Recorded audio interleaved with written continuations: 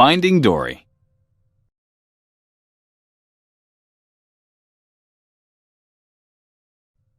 Dory was a baby blue tangfish. She lived with her parents, Jenny and Charlie. But Dory was not like other fish. She suffered from short-term memory loss. Dory's parents tried to help her with her memory, but nothing seemed to work. One day, her parents taught her how to play hide-and-seek. Her parents hid while Dory counted. But Dory quickly forgot about the game.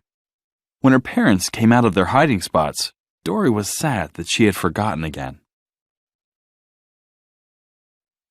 When she was little, Dory was separated from her parents. Alone, she wandered the ocean looking for them. As Dory swam, she asked the different sea creatures she met for help. As the years passed, Dory forgot all about her parents. She knew she was looking for something, but she couldn't remember what. Then one day, Dory saw a boat pass overhead. Nearby, she heard a panicked voice. "They took my son!" someone cried out. "My son! Help me, please!" The voice was coming from a clownfish named Marlin. He was looking for a boat that had taken his son Nemo. Dory knew which way to go. "Hey, I've seen a boat," she told him. "Follow me." Together, Dory and Marlin traveled across the ocean and brought Nemo home. When they returned from their adventure, Marlin invited Dory to live with him and Nemo on the Great Barrier Reef. Dory was very happy in her new home. One day, she went with Nemo on a class field trip to see the stingray migration. The stingrays were going home. Dory swam after the stingrays, but she got too close to the edge of the reef. She was pulled into the undertow. As her whole world went black, she had a fuzzy memory of her parents. When Dory woke up, she had a strange feeling. "I remembered something. I actually remembered something," Dory said excitedly. "Something important." Marlin asked her what it was, but she couldn't remember. But Nemo had overheard Dory muttering about the Jewel of Morro Bay, California. When he told Dory what she had said, it triggered another flashback. "My family! I remember my family!" Dory gasped. "They're out there somewhere! Let's go! We have to go!" Dory raced off, but Marlin pulled her back. "No, Dory," he said. "California's all the way across the ocean. How come every time we're on the edge of this reef, one of us is trying to leave? For once, can't we just enjoy the view?" Dory looked at Marlin sadly. "Please," she said. "All I know is that I miss him. Do you know what that feels like?" Marlin sighed. "I know what that feels like," he said, remembering how much he had missed Nemo when he was gone. He and Nemo agreed to go to California with Dory. With the help of Marlin's sea turtle friend Crush, the trio soon made it across the ocean. When they got to Morro Bay, Dory swam around shouting for her parents. A group of hermit crabs tried to shush her, but they were too late. Dory had woken a giant squid. The squid chased the trio and grabbed Nemo, but the squid lost its grip, and the friends were all flung into a nearby kelp forest. As Marlin comforted Nemo, he lashed out at Dory. "Go wait over there and forget," he told her. "It's what you do best." Upset, Dory went to find help. Suddenly, she heard a voice. Dory swam to the surface, calling out to Nemo and Marlin. "Guys, I found help!" she cried. Marlin and Nemo caught up with Dory just in time to see a pair of hands grab her and take her away in a boat. The humans dropped Dory into a fish tank and clipped an orange tag to her fin. Suddenly, an octopus popped out of the sink next to her. His name was Hank. He was actually a septopus, an octopus with 7 tentacles. Hank told Dory that she was in quarantine, where sick animals were treated before being released back into the ocean. Then, he explained what her tag meant. "It's a transport tag for fish who can't cut it inside the institute," he said. "They get transferred to permanent digs, an aquarium in Cleveland." Dory told Hank that she couldn't go to Cleveland. She had to get to the Jewel of Morro Bay, California, to find her family. Hank looked at her confused. "That's this place," he explained. "The Marine Life Institute, the Jewel of Morro Bay, California. You're here." Dory looked around. "I'm from here," she gasped. Hank asked her what exhibit she was from, but Dory couldn't remember. The octopus offered her a deal. If he helped Dory find her family, she would give him her tag so that Hank could go to Cleveland in her place. Dory agreed, and the pair took off.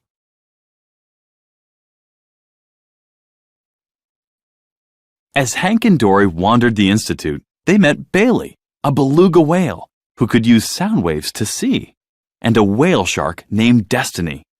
Destiny knew Dory. "You and I were friends," Destiny said. "We talked through the pipes when we were little. You from your exhibit, me from here. We were pipe pals." Destiny told Dory that she was from the open ocean exhibit. She suggested that Dory swim through the pipes to get there. But Hank couldn't fit into the pipes, and Dory was worried she would get lost on her own. She was determined to find another way to the exhibit.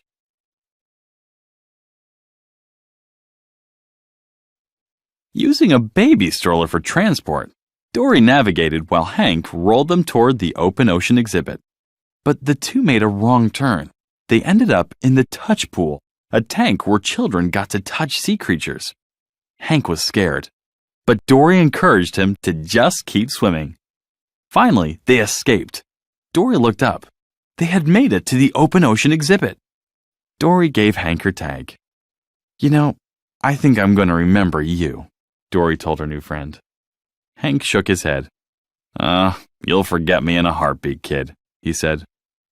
"I'll have a hard time forgetting you, though." Gently, Hank dropped Dory into the tank. Back in the open ocean exhibit, Dory spotted a trail of shells. She followed it and found her childhood home. Her parents weren't inside, but her memories came flooding back. She remembered going outside to look for a shell for her mom and being sucked into the undertow.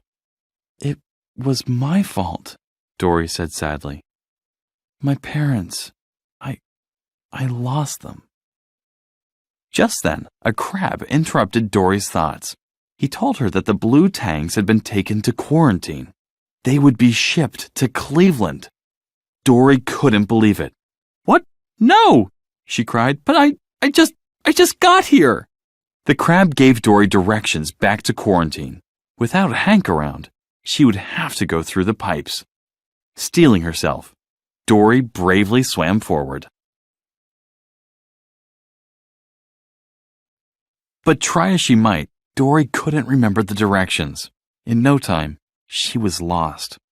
Then Dory remembered Destiny. She called out in whale to her friend. Bailey and Destiny gave Dory directions to quarantine. Dory was almost there when she ran into Nemo and Marlin. They had found a way out of the gift shop aquarium and into the pipes. They had been looking for Dory. Marlin apologized to Dory. Then he headed back down the pipes. "Follow me," he called to his friend. "It's time to head home." But Dory wasn't ready to go. Wait, she pleaded. My parents are here." The trio continued through the pipes together toward quarantine. But Dory was nervous to meet her parents.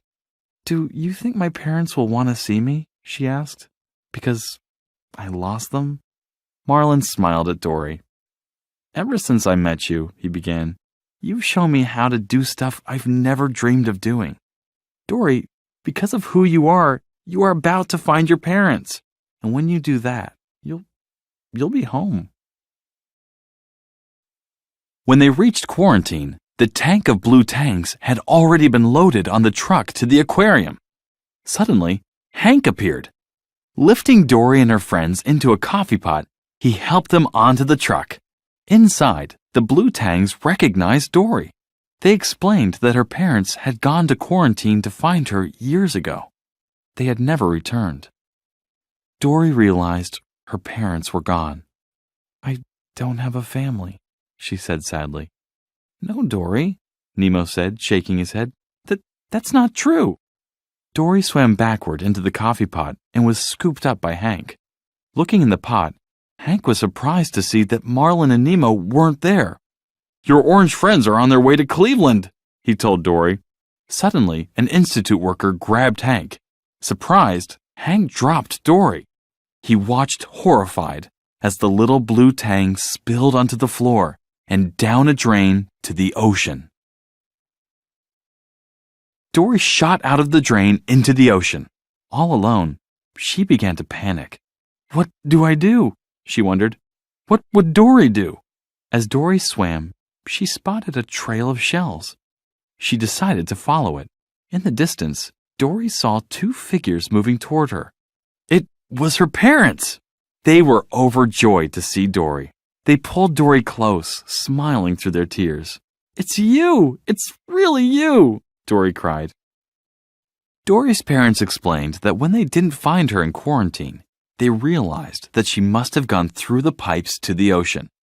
They knew they had to do the same thing. They had been waiting in the same spot for years, hoping Dory would return. When her parents asked her if she had been alone all the time, Dory suddenly remembered her friends. Marlin and Nemo were still on the truck.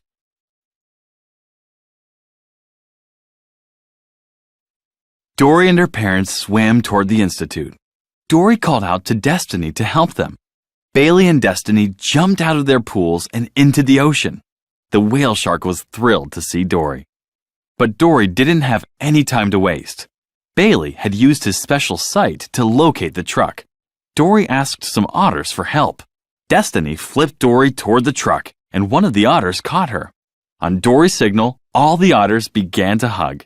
It was a cuddle party. Traffic stopped. The otter brought Dory to the back of the truck. Hank took Dory and placed her into Marlin and Nemo's tank. Nemo was excited to see Dory. "Dory, you came back," he said. Dory smiled at him and Marlin. She couldn't leave her family. Suddenly, Hank knocked on their tank. The fish had to find a way to get back to the ocean before it was too late.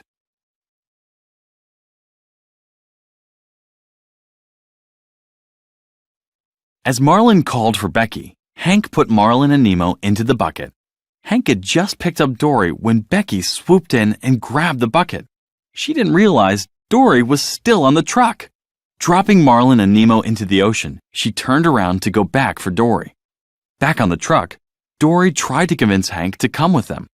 She didn't want him to go to Cleveland. "Because the best things happen by chance," she told him. "Because that's life, and that's you being with me out in the ocean. Not safe in some stupid glass box." Hank agreed. Just then, the truck doors slammed shut, locking Dory and Hank inside. Hank was ready to give up, but Dory refused. "There's gotta be a way! There's always a way!" she said with determination. Looking up, the two spotted a vent in the ceiling. Hank was relieved. "Holy carp!" he cried out. "There is another way." Together, the pair squeezed through the vent. Holding Dory, Hank stretched himself across the windshield. The two institute workers inside the truck jumped out. Hank took the driver's seat and set Dory in a cup. He steered while Dory navigated. Dory knew they had to get back to the ocean. Nervously, Dory looked at Hank. She was going to ask him to do something crazy. "I'm okay with crazy," Hank said, smiling. Together, they drove the truck off the road and into the ocean.